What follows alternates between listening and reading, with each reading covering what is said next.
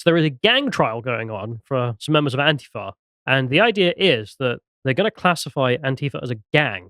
Huh. So there's a harsher sentence. And I thought we'd go through it, not only because Andy's here and he's the resident expert on all things left wing extremist, but also it's a really interesting place to go because you've been covering this for ages. I mean, longer than you can probably remember at this point. That's the extremism in the US on this brand. But then the response to it, what do you do about it, has been the big question amongst American politics, I understand. Okay, so this there's a trial happening right now in San Diego County against two alleged SoCal Antifa members. This is really the Antifa trial of the decade. I've been covering this story as it's worked its way through the criminal justice system for 3.5 years with my colleague Ava Knott. We have a big story coming out on the trial later today on the Post Millennial. But to sum up, in January 2021, and this picture was taken on that day, there was a violent attack on Pacific Beach in San Diego, which is a suburban, moderate, center right community I can where see from the building in the background. where Antifa came and attacked people who were peacefully holding a pro-Trump MAGA type rally. Uh, there are videos and photos of the attacks. The Antifa people came in black bloc. They had weapons. They beat people with skateboards, with sticks. Of course, bear maced many people. Among those injured included a woman, included a man who was walking his dog. The dog got sprayed with the chemical. There was a group of high school boys who were beaten and attacked. So this trial is still ongoing right now. It's in its third week. Throughout this, throughout the prosecution, back in 2022, there was a secret grand jury that indicted 11 members of SoCal Antifa, and prosecutors in San Diego, from the DA's office there, they allege that these people engage in felony violent conspiracy. And the case is a big deal because it was the first time that a group of Antifa members had been charged with conspiracy anywhere in the US. It hasn't happened. Since then, in Georgia state, there have been 61 far left extremists who have been charged in a RICO case, which is sort of similar, organized conspiracy for criminality. Um, but in San Diego, with this case, I mean, what it means is that the significance of it is that there has been a string of successful convictions in this case. So there were 11 who were indicted.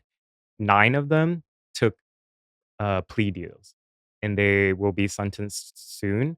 And it's expected that they'll do prison time. This is San Diego. This DA's office is not playing around. So with this trial, my reporting with Ava Knott is going to come out today. She's been sitting in the courtroom.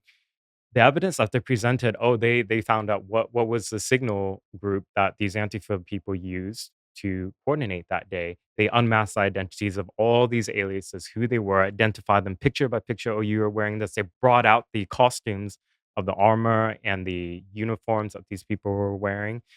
And And also their private messages or exactly the social hidden messages that were sent between one another, showing the level of coordination that this is not a gathering that spontaneously became a brawl. It's people who came with the intention to carry out a violent conspiracy.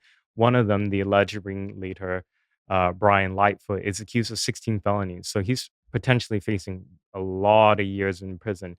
So this is the liberal and left wing reporting on this has focused on attacking the DA's office and trying to delegitimize the case. Of course, liberal media is not covering this. If this was a case of a right wing, far right Patriot neo-Nazi Front or something. conspiracy that carried out a violent attack, oh, you bet this would be leading the news Yeah. every day. Like, it's taken years to get to trial. So I'm covering this day in and day out. I've been working on it for years. Read my report later today on Post Millennial. Well, we'll go through some of it here and jump in when you want to because it is fascinating. Because as you can see, let's get this back on screen. You mentioned the media. I mean, I love this. The headline: pro-Trump and anti-fascist demonstrators clash in San Diego Beach. They're just clashing, and then the image here is these people in black bloc beating the crap out of this woman who's got no weapons, is clearly not dressed for combat. Yeah. It's just these guys with their Wearing armor. suits and Literally everything. wearing armor. It's comical how bad that is. as just a single demonstration of that. But to the trial, because you mentioned it's mad, and as you can see, this is Andy on Post Millennial here. And the guy mentioned is Brian Cortez Lightfoot. He's been charged with 16 violent felonies, and they say you can see in the video with him with white cans of bear spray mounted on his vest. So presumably this is the mace he had. And then if you scroll down, you can see some of the photos of the attacks, and it's just ridiculous. You can see them standing there. These are all the people, or a bunch of them, who have been Can you tried. stop there for a minute? So, Sure. I put together this graphic. The top two on the left are the ones on trial. Everyone else in that photograph has been convicted so far. Right. Two of them have already been sentenced to 5 years each because their sentencing was also enhanced because they committed violent crimes at the riot whilst having other pending felony crimes for unrelated cases. So, yes, this is. I've never seen a DA's office actually do their proper work. And it's not just about normally what happens, like, for example, once in a while, Portland might prosecute one of these Antifa people who actually set a building on fire that was occupied. There's been a couple of those convictions in Portland. They only focus on the act of the violence for, let's say, assault or arson or vandalism. Not even vandalism. They don't care about that anymore. Assault or arson, let's say. They never focus on actually The gang aspect. the gang aspect, the conspiratorial aspect of these people working with one another to carry out acts of violence. Because I've always seen the response to this has been on the lines of declaring Antifa a terrorist group, which is accurate. They have political goals. They're not there for money. So it seems weird to say gang versus terrorist group. They're close to a terrorist group as description. But if you want to treat them as a gang, I think that's also fair because they act like it. So as you can see here, these are the chaps, and then here's the violence. And you can see even in the images, this guy bear spraying, I think it's the same woman from earlier who got beaten the crap out of. These fellas are not here for a fight. That they're here for a Trump rally. Yeah. These fellas in the combat tactical gear didn't come for fun. I mean, you even have some of the messages back up there where they're texting each other, "I want to fight. It's gonna go down." I mean, this guy brought a huge ass stick to batter people with, and his some protective helmet so he wouldn't get battered. Yeah. Average guy. And then here's the Trump guys who got hit there. And That was actually a photojournalist who was there just to document who was beaten. So And he got beaten as well. the SoCal Antifa members who came from outside San Diego, by the way, most about half of them were from LA County. That's several hours away. They were so overzealous in the violence. As I mentioned earlier, they attacked a dog and the dog's walker. They attacked this photojournalist, beat him with the stick on the back. So they went after teens, youths as well, children, school children who were there. So anybody who was in that proximity on that beach were terribly beaten and sprayed with chemical irritants. So absolutely horrific event. Gang violence based on pure politics. The kind of which I mean people have known about. I presume it's been happening in Portland, but then it's spreading elsewhere. That's awful, terrible for American society. Some pushback is not only interesting, but sort of the right direction. But what I find most interesting about all this is the defense side. Because, of course, as mentioned, there's only 2 guys on trial still. The rest of them are all been found guilty via plea deals. And as you mentioned here, there's, the 2 fellas. The last fella, apart from that black guy called, Lightfoot, you got this white guy, and this white guy is called Mr. White, Jeremy White. You say here, at the beginning of the trial, defendant White suddenly pleaded he's not guilty by reason of insanity, which is really funny. Persuasive. When I'll you, hear him out now. I'm joking. yeah, well, this is the thing. I want to check out just a whole bunch of writing about the case. I'm retarded. Prove it. I'm a member of Antifa. Like, what was his argument? Well, it just gets funnier and funnier because I went to this. This is some San Diego reporting on it, right? And I'm thinking mainstream media are going to be the way it usually is. But let's check this out because this is just weird. It happened January 9th, 2021 in Pacific Beach. Counter-protesters crashed a rally organized by supporters of then-President Donald Trump. Authorities say the group, believed to be associated with Antifa, instigated violence, attacking at least 16 victims using impact weapons and mace. We will stipulate to the term that we agreed upon. Today in court, one of the 11 people arrested was sentenced to 4 years, 8 months in prison after accepting a deal, agreeing to plead guilty to conspiracy, assault, and unlawful use of a tear gas weapon. 39-year-old Derek Yak is a transgender woman who goes by the name Nikki Hubbard. Her husband, a transgender man named Gigi Hubbard, addressed the court defending her actions. She defends people. She's not violent. And this is just political and fascist nonsense. He also So are they just straight with extra steps? I don't even want to talk about that aspect, but the point being, Okay. very, Carry on. very strange people. Because also her argument there, the transgender white, whatever, it was that it was political persecution because he may By have fascists. maced people and conspired to engage in riot and everything else, but that's political freedom. I love the Which- perfunctory characterization of and it's fascist. There's a, Yeah, because that's one of the people who's accepted a plea deal, right? Now, getting back to Mr. White, because I found this, and this is the image here of the dog getting maced, which it just stands for itself. no, I didn't like Antifa before, but now I really hate them. Yeah, I mean, macing a dog in any circumstance, What the hell's wrong with you? air mace, not even human mace. Yeah. But I got to read you the writing out of this because it makes me think his plea deal of being insane might not be entirely wrong to some extent. I still think he shouldn't get it. So they say here, prosecutors claim it was Jeremy Jonathan White who described himself as a gentleman in dashing armor and an Antifa super soldier who fought the cops and white supremacists during the lockdown. That's how he described himself. Right. Whilst macing this dog. I think he's just really online. The following day, after the macing of the dog video went viral, White then decided to post using his own Twitter account, pretending not to be himself. According to the prosecutors, he wrote, "Seems like the animal rights folks should really be mad at the owner of the dog," not himself. The owner of the dog was abusing his dog by getting it to attack people. Looks like that gentleman in the dashing armor was just keeping people safe with his. Forgot to log into the alt account, mate. Yeah, this is his anonymous account. He's writing after he's been filmed macing a dog that he's the guy in dashing armor and the dog owner is at fault. That's himself. So some of the evidence that's been entered into trial is that the suspects boasted amongst themselves and sometimes publicly about their involvement in the violent attack. Regarding Jeremy White, it's a very interesting tactic to attempt to plead not guilty by insanity. I've actually never seen an alleged Antifa member make that claim. It's risky in that if he's found guilty at this trial, there's going to be another trial to determine his sanity. And if he is found to be insane, he could be held against his will, institutionalized for the rest of his life.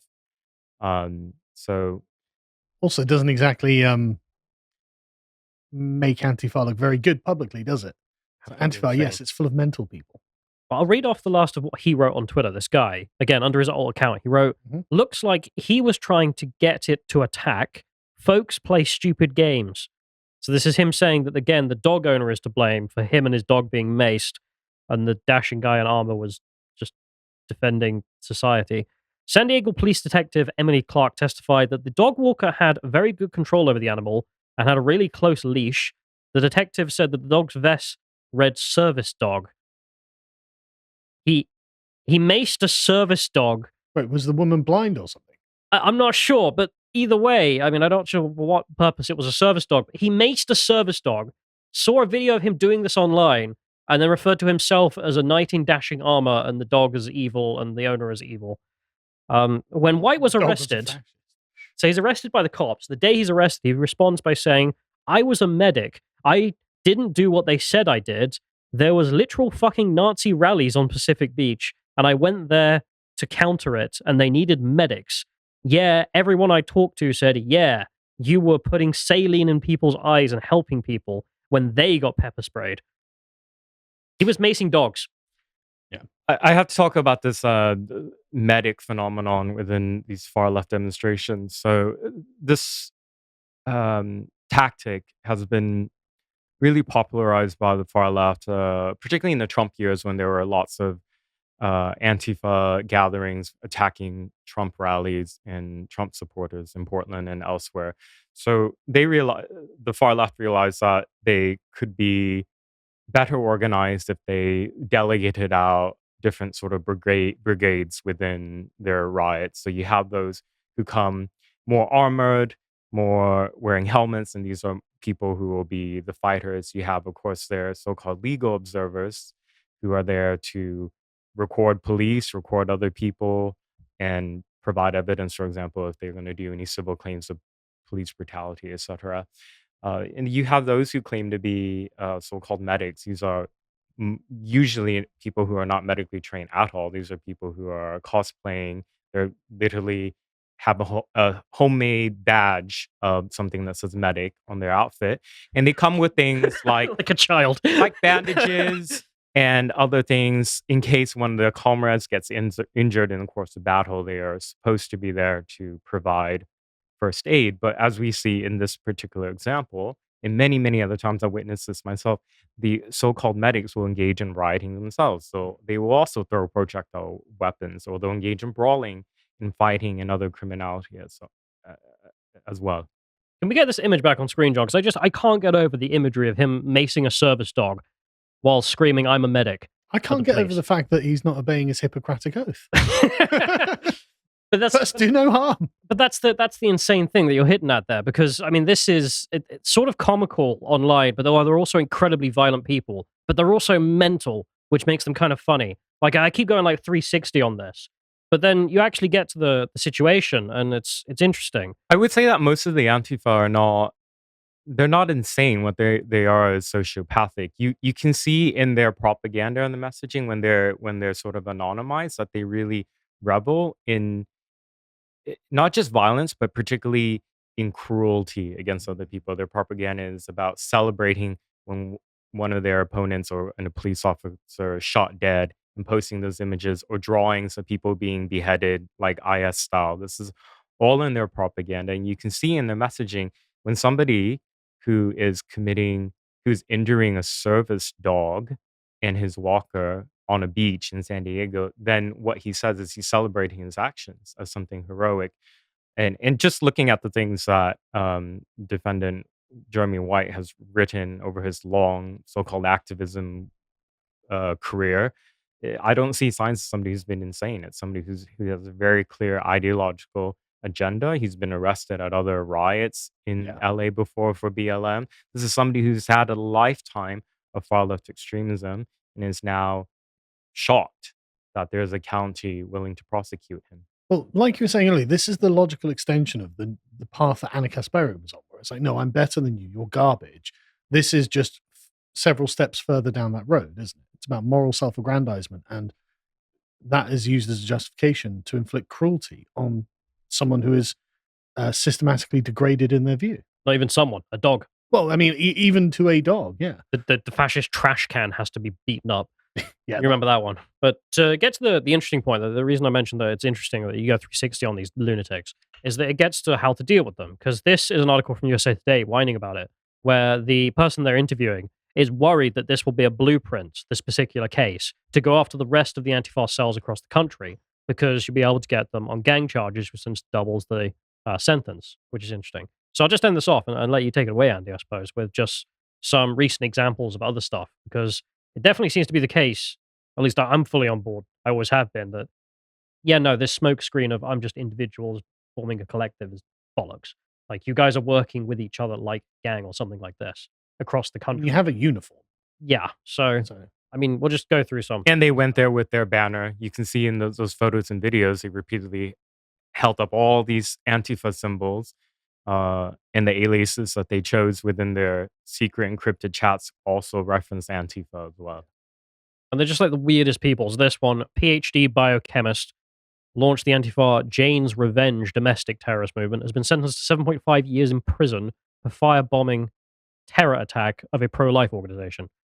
what a I just- great slogan. If abortions aren't safe, then you aren't either. Abortions are fatal. They're 100% fatal. Yeah, that's the point of it, isn't it? So to recap just a little, catching people up, in 2022, when there was the leaking of the internal memo within the Supreme Court that they were considering potentially overturning Roe v. Wade, that launched then months and months of violent attacks on pregnancy resource centers and Christian houses of worship in the United States.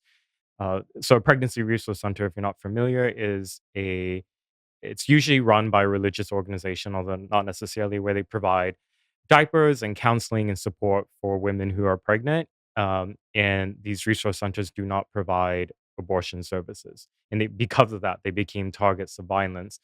This was a pro-life organization in Handing out Wisconsin. diapers, so I'm going to kill you.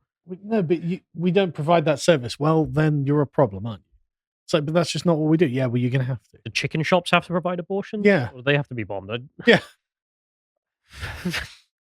I don't know what to do with these people. You know? Well, with the violent Jail far them. left, they have a lust for violence, and it's going to come out on a target no matter and who that target will change. It was convenient during the Trump administration that it was Trump supporters. With Trump out of office, and there weren't really that many MAGA rallies anymore. Okay, who do we target? Oh, we target churches and pregnancy centers.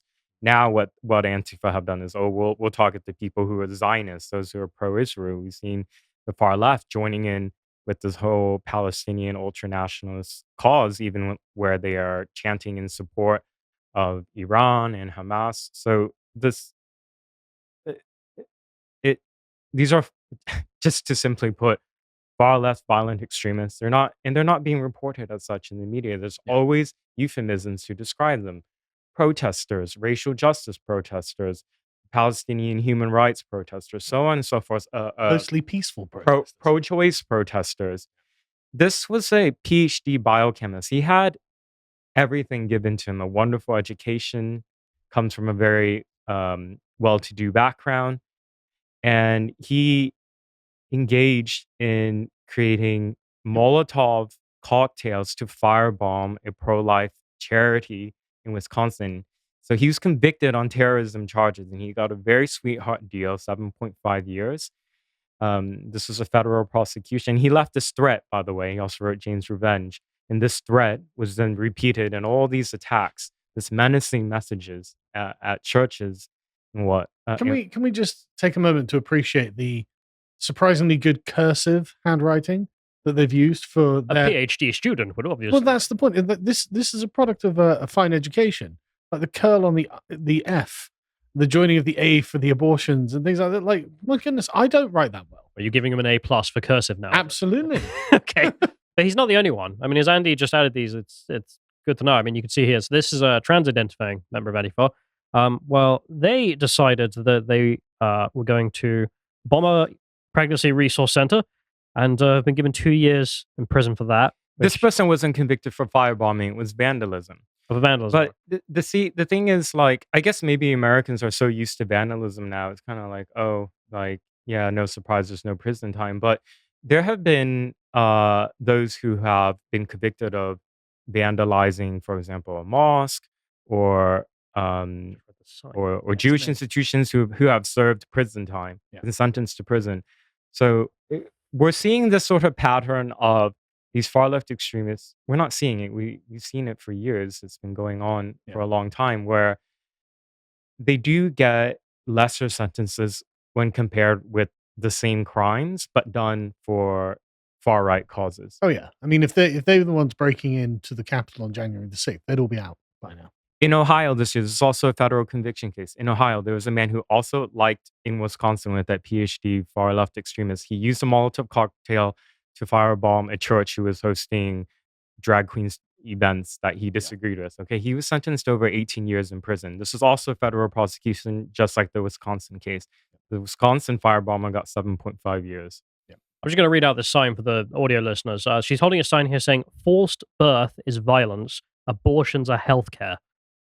Defend bodily autonomy. Abortions should be safe and free. But I don't even need those last two lines. That is so 1984. Yeah. Just the inverse of reality. But moving on, because we're way over time, just to end this off. There's another guy here.